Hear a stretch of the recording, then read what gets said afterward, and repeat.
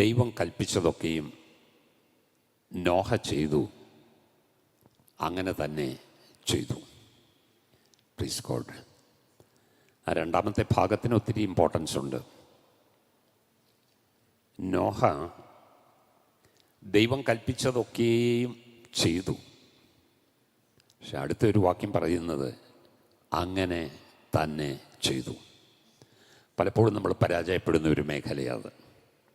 ദൈവം കൽപ്പിച്ചത് ചെയ്തോന്ന് ചോദിച്ചാൽ ചെയ്തു, പക്ഷെ അങ്ങനെ തന്നെ ചെയ്തോന്ന് ചോദിച്ചാൽ നമുക്കതിൻ്റെ പൂർണ്ണ ഉത്തരം കൊടുക്കുവാൻ പലപ്പോഴും കഴിയത്തില്ല. കാരണം നമ്മുടേതായിട്ടുള്ള ഒരു കോൺട്രിബ്യൂഷൻ അതിനകത്തുണ്ടാവും. അതിന് നമുക്ക് പല കാരണങ്ങൾ പറയാനുണ്ടാകും. കാരണം എനിക്ക് സമയം കിട്ടിയില്ല, ഞാൻ വിചാരിച്ചതുപോലെ കാര്യങ്ങൾ എനിക്ക് കളക്ട് ചെയ്യാൻ പറ്റിയില്ല, അല്ലെങ്കിൽ സമയത്ത് എത്താൻ പറ്റിയില്ല.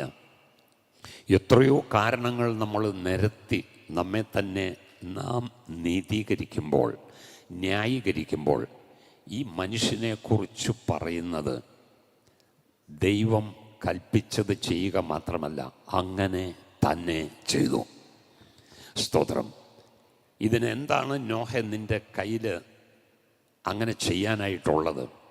എൻ്റെ കയ്യിൽ ഒന്നുമില്ല, ഒരൊറ്റ കാര്യമേ ഉള്ളൂ, ദൈവകൃപ.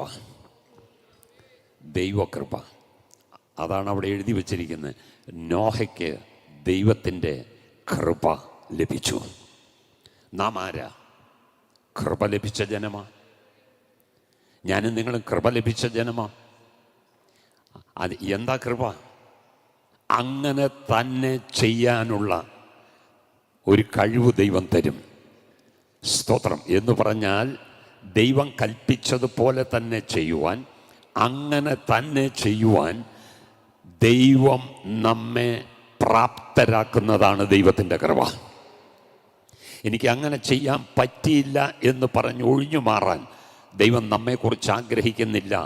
ദൈവം കൽപ്പിച്ചതുപോലെ തന്നെ ചെയ്യുവാൻ. നോഹയുടെ ചരിത്രം വായിക്കുമ്പോൾ നമുക്ക് കാര്യങ്ങൾ വളരെ നിസ്സാരമെന്ന് തോന്നും. അത്ര എളുപ്പമല്ല. നമ്മൾ വിശ്വാസത്തിലേക്ക് വന്നിട്ട് എത്ര നാളായി? 1 വർഷം, 2 വർഷം, 10 വർഷം, 20 വർഷം, 30 വർഷം, 40 വർഷം, 50 വർഷം, 60 വർഷം, അതിൽ കൂടുതൽ എനിക്ക് തോന്നുന്നില്ല പറയാനുണ്ടെന്ന്. നോഹയോട് ചോദിച്ചാൽ പറയും, ആ ദൈവകൃപ എൻ്റെ മേൽ വന്നിട്ട് ഇന്ന് 120 വർഷമായി. സ്തോത്രം. ഒരു ദിവസം കൊണ്ടല്ല, ഒരു വർഷം കൊണ്ടല്ല. സ്തോത്രം. ഒരു പെട്ടകമുണ്ടാക്കുക എന്ന് പറഞ്ഞാൽ സ്തോത്രം അത്ര എളുപ്പമുള്ള കാര്യമല്ല. കാരണം അതിൻ്റെ നീളം 300 മുഴമ, അതിൻ്റെ വീതി 50 മുഴമ, ഉയരം 30 മുഴമ, അതിനകത്ത് അറകളെല്ലാം വേണം. ഇത്ര വലിയൊരു പെട്ടകമുണ്ടാക്കണമെങ്കിൽ സ്തോത്രം ദൈവം പറഞ്ഞതുപോലെ തന്നെ ചെയ്യണമെങ്കിൽ ഗോഫർ മരം കൊണ്ടേ ഉണ്ടാക്കാവുള്ളൂ. സ്തോത്രം. എത്ര പ്രാവശ്യം ഗോഫർ മരം തീർന്നു പോയിട്ടുണ്ടെന്ന് എനിക്കറിയത്തില്ല. തിരിച്ച് കാട്ടിൽ ചെന്നത് വീണ്ടും വെട്ടണം, വെട്ടിയിട്ടത് സ്തോത്രം അത് പാളികളായി തിരിക്കണം. സ്തോത്രം. എപ്പോഴൊക്കെയോ പലക തീരാൻ ചാൻസ് ഉണ്ട്. പക്ഷെ തേക്ക് ഉപയോഗിച്ചില്ല, ഈട്ടി ഉപയോഗിച്ചില്ല, ഗോഫർ മരം കൊണ്ട് തന്നെ ആ പെട്ടകം തീർത്തു. സ്തോത്രം. ഹല്ലേലൂയ.